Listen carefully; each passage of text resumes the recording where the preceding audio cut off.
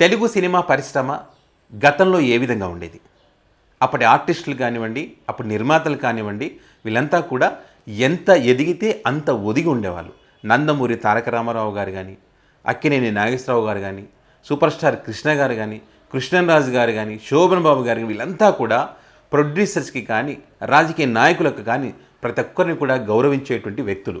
ఒకవేళ రాజకీయంగా విమర్శించాల్సి వస్తే ఆ విమర్శ ఎలా ఉండేదంటే, ప్రభుత్వం స్పందించి ఆ సమస్యను పరిష్కారం చేసే విధంగా వీళ్ళ విమర్శ ఉండేది. కానీ పర్సనల్గా ఎప్పుడు వారిని అటాక్ చేసిన పరిస్థితులు గతంలో లేవు. సినిమా పరిశ్రమ పెద్దలు కూడా ఆ రకంగా మరి మనకి ఏం కావాలి ప్రభుత్వం నుంచి, ప్రభుత్వానికి మన నుంచి ఏం కావాలని దాని గురించే ఎక్కువగా ఆలోచించేవాళ్ళు.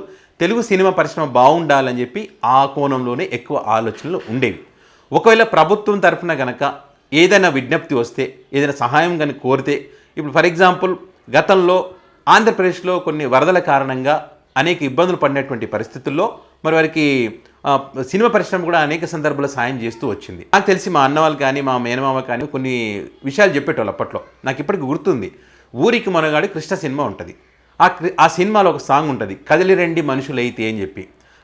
ఆ సాంగు నిజంగా అప్పుడు వరదల కారణంగా ఇబ్బందులు పడుతూ ఉంటే ప్రజల కోసం ధాన్యం కానీ డబ్బులు కానీ వసూలు చేసి ఇవ్వడం కోసం అని చెప్పి సూపర్ స్టార్ కృష్ణ నిజంగానే ఊరూరు తిరిగి మరి అవన్నీ వసూలు చేసి ప్రభుత్వానికి ఇస్తే, ప్రభుత్వం ద్వారా మరి ఎవరైతే నష్టపోయారో వారికి అందిందని చెప్పి ఆ రకంగా కృష్ణ చేశారని చెప్పి ఆ రకంగా సినిమా పరిశ్రమ అంతా కూడా స్పందించి ఎవరు తోచినంత వాళ్ళు సాయం చేశారు. అప్పట్లో సినీ పరిశ్రమ ఆ రకంగా ఉండేది, ప్రభుత్వాలు కూడా ఆ రకంగా ఉండేవి. మరి అధికారంలో మా కులపోడు ఉన్నాడా, ఇంకో కులపోడు ఉన్నాడా అని చూడకుండా అందరూ కూడా మరి ప్రజలకు మేలు జరిగే విధంగా ప్రయత్నం చేసేవాళ్ళని చెప్పి చెప్పేవాళ్ళు.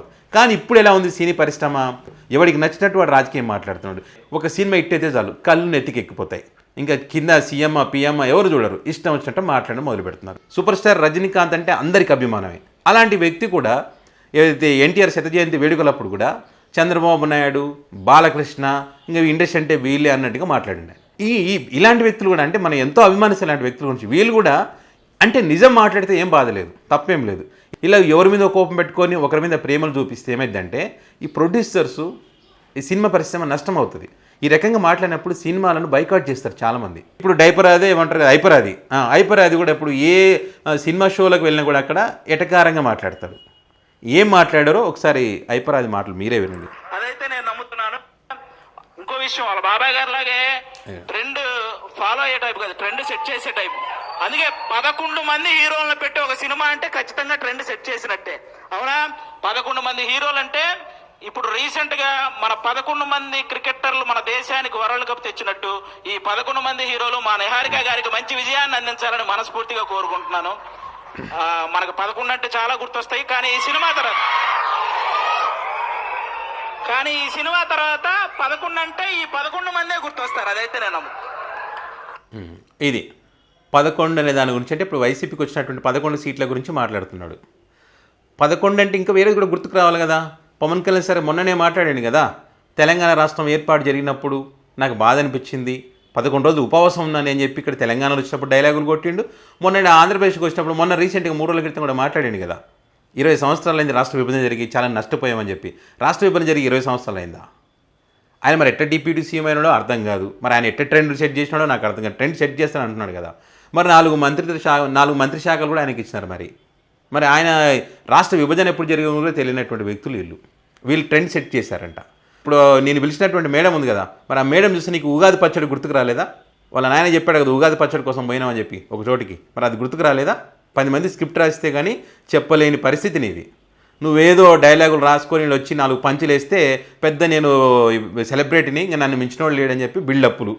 ఉపాధ్యాయులను అవమానించి, వైద్యులను అవమానించి, ఆడవాళ్ళను అవమానించి, వికలాంగులను అవమానించి, రాజకీయ నాయకులను అవమానించి, వారి ఇంట్లో ఆడవాళ్ళను అవమానించి నువ్వు చేసే వేషాలు, నువ్వు వేసే స్క్రిప్టులు, అవి ఒక పంచులు.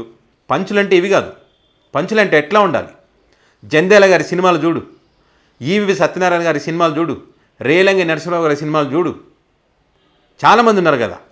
అలాంటి సినిమాలు చూస్తే నీకు అర్థమవుతుంది కామెడీ అంటే ఎలా ఉండాలి, ఎలా నవ్వించాలి, కుటుంబం మొత్తం కూర్చొని చూసే విధంగా కామెడీ ఉంటుంది. పంచులు డైలాగులు ఆ రకంగా ఉంటాయి.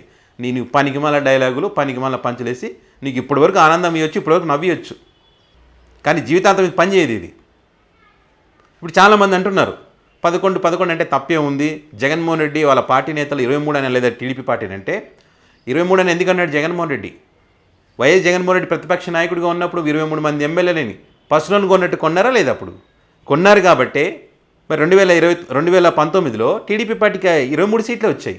మరి భగవంతుడైన వాడు చూశాడు కాబట్టి కరెక్ట్ 23 సీట్లే వచ్చాయని చెప్పి చెప్పాడు, జరిగిందే చెప్పాడు ఆయన అప్పుడు. అది వాళ్ళు అంతకుముందు వాళ్ళు తప్పు చేశారు కదా, మరి ఎమ్మెల్యేలు నిర్దాక్షిణ్యంగా కొన్నారు కదా, మంత్రి పదవులు కూడా ఇచ్చారు కదా, మరి అది తప్పు కదా? దాని గురించే కదా జగన్మోహన్ రెడ్డి అండి ఉట్టిగా మనలేదు కదా. 2029లో ఎలక్షన్స్ ఉన్నాయి, మళ్ళీ అప్పుడు జగన్మోహన్ రెడ్డి అధికారంలోకి రావచ్చు, అప్పుడు కాకపోతే ఇంకోసారైనా అధికారంలోకి రావచ్చు, ఏదో రోజు అధికారం అయితే వస్తారు కదా, వాళ్ళకి రాజకీయంగా అయితే ఏం నష్టం ఉండదు కదా. నష్టపోయేది ఎవరు? తెలుగు సినిమా పరిశ్రమ నష్టపోతుంది. నువ్వు మాట్లాడే మాటల కారణంగా నువ్వు ఏదైతే చెక్మేట్ అనే సినిమా పోయినావో ఆ సినిమాని కొంతమంది చూడడం మానేస్తారు, బైకాట్ చేస్తారు. అప్పుడు నష్టపోయేది ఆ సినిమా ప్రొడ్యూసరు, అప్పుడు నష్టపోయేది ఆ సినిమాలో యాక్ట్ చేసినటువంటి వాళ్ళు. తమ జీవితం బాగుంటుంది, తమకు మంచి మంచి ఆఫర్లు వస్తాయి, సినిమా హిట్ అవుతూనే ఆశ పెట్టుకున్నటువంటి ఆర్టిస్టులు నీ ఎక్కసెకాలకు పోయి, నీ పనికిమాల డైలాగ్లోకి పోయి ఒక సినిమాని నాశనం చేస్తున్నావు. ఒక సినిమా ప్రమోషన్కి వెళ్ళినప్పుడు అందరినీ ఆకట్టుకునే విధంగా నీ మాటలు ఉండాలి. ఆ సినిమా అందరూ చూడాలనిపించాలి. నీకున్నటువంటి అభిమానులు ఒక వర్గం సినిమా చూస్తే సరిపోతుంది అనుకుంటే కష్టం, ఆ సినిమా సంకనాకిపోతుంది. నీ వర్గం చూడొచ్చు కానీ సినిమా నాశనం అయిపోతుంది. అది కాదు కదా జరగాల్సింది. ఒక వ్యక్తిని తిట్టడం వల్ల ఈలలు సప్పట్లు వేస్తున్నారని చెప్పి, నాకు 4 వేషాలు వస్తే తిడితే అని చెప్పి నువ్వు దుర్బుద్ధితో మాట్లాడితే అది భవిష్యత్తులో చాలా ఇబ్బందులు తలెత్తుతాయి. మీ గురువు వేణుకు దేహశుద్ధి జరిగింది గతంలో గుర్తుందా నీకు? ఇలాంటి ఓవర్ యాక్షన్ చేయడం వల్లనే. నువ్వు కూడా అలాంటి ఓవర్ యాక్షన్ తగ్గించుకుంటే మంచి అవకాశాలు వస్తాయి, మంచి పేరు ఉంటుంది. ఆ రకంగా చేయకుండా నువ్వు ఇట్లా ఎక్స్ట్రాలు చేస్తే ఏదో ఒక రోజు ఎక్కడో ఒక చోట దేహశుద్ధి తప్పదు. అది నువ్వు చేసుకున్నటువంటి కర్మ. ఒకవేళ అలా జరిగితే కనుక మరి ఆంధ్రప్రదేశ్లో చిన్నపిల్లలపైన అఘాయిత్యాలు జరుగుతూ ఉన్నాయి, శాంతి భద్రతలకు విఘాతం కలుగుతూ ఉంది. మరి వీళ్ళు ఇస్తున్నటువంటి హామీలు అమలు చేసేటువంటి పరిస్థితి లేదు. అక్కడ అమలు చేయాలంటే భయం వేస్తుందని చెప్తా ఉన్నారు. మీరు ఎన్నికల సందర్భంగా ప్రజలకు మేము ఉన్నామని చెప్పొచ్చారు కదా మీరంతా. మరి మీరు ఇప్పుడు వెళ్ళి చెప్పండి, వాళ్ళకి ప్రభుత్వానికి చెప్పండి ఇది చేత కాదు. ఇప్పటికైనా సిగ్గు తెచ్చుకొని ఇలాంటి మాటలు మాట్లాడకుండా సినిమా పరిశ్రమకు ఏం కావాలి, సినిమా పరిశ్రమ సక్సెస్ అవ్వాలంటే ఏం చేయాలని దాని మీద దృష్టి పెట్టండి. అట్లా చేస్తే అన్ని వర్గాల వారు మీ సినిమాలను ఆదరిస్తారు. మీరు కూడా భవిష్యత్తులో ఒక మంచి పొజిషన్లో ఉండడానికి అవకాశం ఉంటుంది. అంతేగాని ఈ రాజకీయాలు ఏముంది, ఈరోజు వీళ్ళు గెలుస్తారు, ఇంకో రోజు ఇంకోళ్ళు గెలుస్తారు. దీన్ని నమ్ముకుంటే ఈ సినిమా పరిశ్రమ నాశనం అవుతుంది, ముఖ్యంగా మీలాంటి వ్యక్తుల వల్ల. కాబట్టి ఖచ్చితంగా మారాలి. సినిమా పెద్దలు కూడా స్పందించి వీటికి ఫుల్ స్టాప్ పెట్టాలి.